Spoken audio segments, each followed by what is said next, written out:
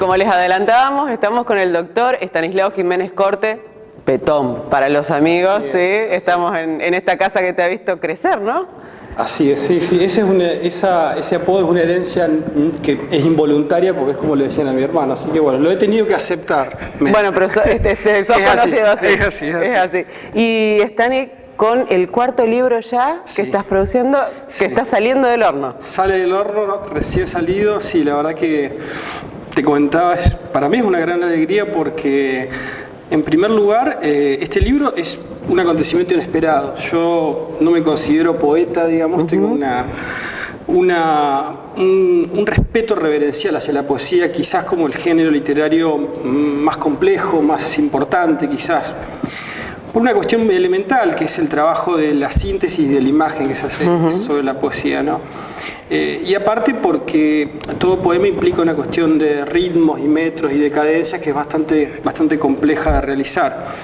En mi caso, lo que yo hago es lo que hacemos muchos que somos amantes de la poesía y tratamos de acercarnos de alguna u otra manera, que es trabajar con verso libre, ¿no? Yo trabajo verso libre, no utilizo signos de puntuación en los poemas, eso no es algo que haya inventado yo, por supuesto, es algo que viene de Girondo, de principios del siglo XX, incluso de mucho antes, ¿no? Lo que se busca con eso es dotar al texto de un cierto ritmo propio, una musicalidad o cadencia propia que está en la propia pausa y en la propia organización de las palabras, por supuesto.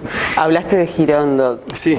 ¿Quiénes fueron tus fuentes para esto? Bueno, yo por eso digo, como lector de poesía te diría que, bueno, Girondo puede ser uno, bueno, por supuesto la obra poética de Borges, a mí me gusta mucho Dante, el caso de Silvia Plath, por ejemplo, Baudelaire con Las flores del mal. En el caso de otros autores que podemos mencionar son Poe, por ejemplo, es decir, Alejandra Pizarnik, Hugo Mujica. Yo soy un lector de poesía Coleridge, digo, se me van apareciendo así, digamos.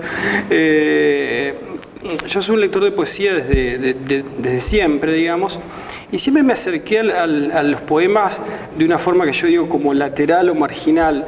No me dediqué a la poesía profesionalmente. Por eso te decía, Meli, que la aparición de este libro para mí es algo inesperado porque yo siempre tomé los textos poéticos como una especie de tarea aparte a mi laburo académico o periodístico. Pero así como te digo que es algo lateral o marginal, fue algo persistente en el tiempo. Es decir, yo todo el tiempo, digamos... Fuiste rumiando. Fui rumiando, y fueron poemas que fueron quedando en algún lado y qué sé yo. Y en algún momento que yo, no sé, puedo situar hace 3 o 4 años, empecé a publicar algunos poemas en Facebook y me di cuenta que tenían buena repercusión, digamos, que por ahí... Creo que esa es la esencia un poco de la poesía, generar una emoción o conmoción en el otro, más allá de la forma y del metro que se trabaje, ¿no? Y entonces, bueno, Graciela Mancini me invitó, me propuso reunir estos poemas y publicar este libro.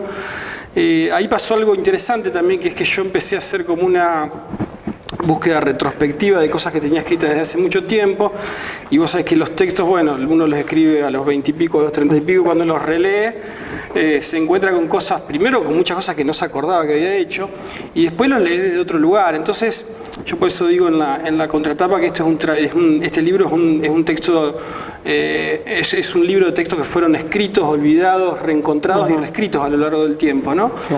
Y que fueron pasados por un nuevo tamiz. Pero además de eso, como me pusieron unos tiempos muy acotados en la editorial, cosa que en realidad agradezco porque trabajar bajo presión por ahí es bueno, eso creo que me impulsó también a escribir nuevos textos, ¿no? Y eso conforma un volumen que abarca los temas de siempre en realidad, porque los temas de la poesía o la literatura son los de siempre: el amor, la muerte, el tiempo, en el caso mío los hijos.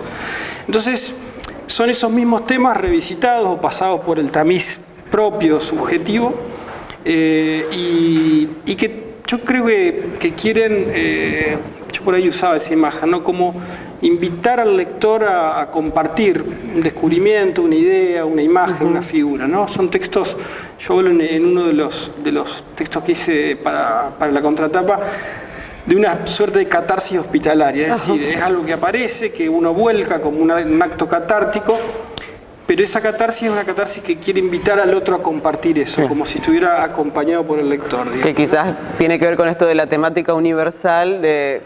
En alguno de los poemas vamos a encontrarnos seguramente. Seguro, porque, por eso te digo, por ejemplo, hay poemas sobre los hijos que creo que, bueno, los que son padres van a encontrar alguna emoción como a compartir. Después hay un tema que es recurrente en mi trabajo, que es la cuestión del tiempo. Entonces hay 3 poemas sobre la noche y un poema sobre el día.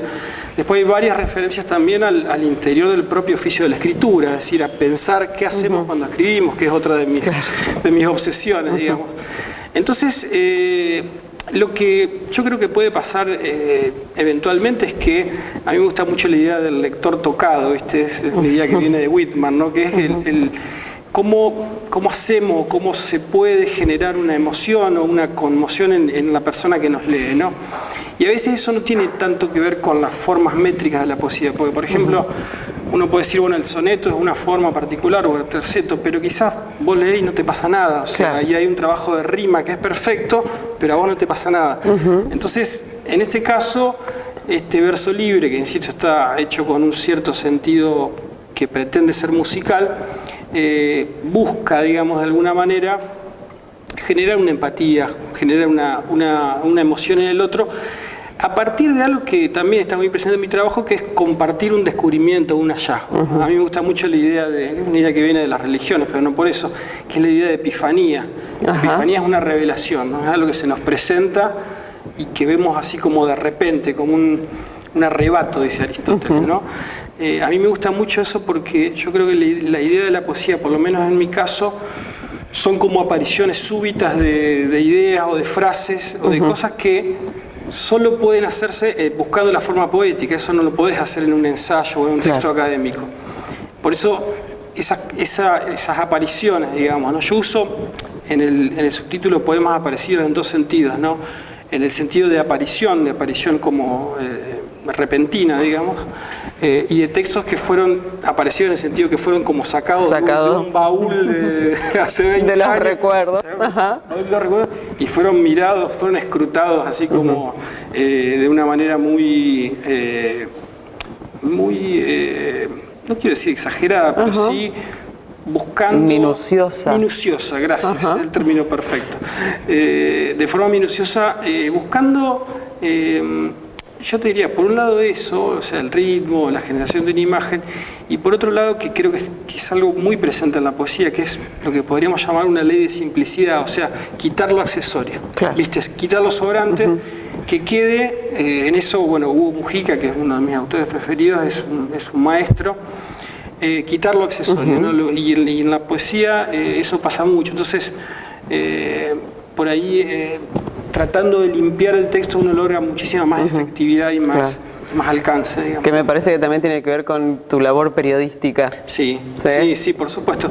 Bueno, está en toda la labor periodística, porque hay algunos poemas que son como poemas narrativos que casi son crónicas, en el sentido que cuentan algún acontecimiento, ¿no? Y el trabajo periodístico mío está presente todo el tiempo, porque yo siempre digo que para mí el periodismo fue y es un laboratorio de escritura fenomenal, porque yo me curtí, digamos, a lo largo del tiempo, escribiendo, digamos, bajo la presión temporal y por otro lado bajo la presión del espacio, es decir, cómo hacemos para plantear una idea más o menos argumentada en un espacio acotado y en un tiempo acotado. Y eso es un aprendizaje que creo que no está en ningún lado, uno no lo tiene, y cuando lo experimentás todo el tiempo aprendes muchísimo, digamos. Y aparte hay muchos temas y lecturas que vienen de mi trabajo como ensayista, o sea, que son lecturas o ideas que por ahí aparecen, que quizás vienen de una lectura de otro, que en su momento generaron otro tipo de texto, ¿no? Bueno, 7 de noviembre, presentación oficial en la Universidad Católica, ¿es así? Exacto, lo vamos a presentar en el aula 128. Y bueno, para la ocasión me van a acompañar, y lo agradezco muchísimo, Susana Ibáñez, la doctora Susana Ibáñez, que hizo un prólogo maravilloso. Yo le digo que es lo mejor que tiene el libro. Susana es una lectora fenomenal y una escritora excelente. Y después va a estar también en la presentación Daniel Paolo Antonio, que es un pianista amigo mío, que también muy generosamente, yo le comenté una noche, le digo, mira, che, estoy terminando un libro de poemas, te lo mando.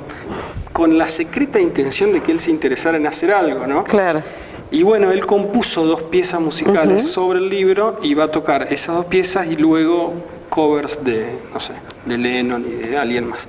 Así que vamos a hacer un poco bueno, lo que es la poesía musicalizada, un recital de poesía como hacían Borges con Piazzolla, Mederos con Juan Gelman, Benedetti con Biglietti. Esto también es algo que viene desde el principio de los tiempos, y vamos a tratar de humildemente hacer una cosa parecida. Estamos viendo ahora si es lectura, música, o las 2 cosas. Bien. Pero bueno, pero no lo adelantemos para... No, es que tampoco lo hay que hay que ensayarlo. hay que ensayarlo. Hay que ensayarlo y hay que venir a ver cómo está esto. Bueno, muchísimas gracias. Gracias, muy amable, gracias. Ya volvemos.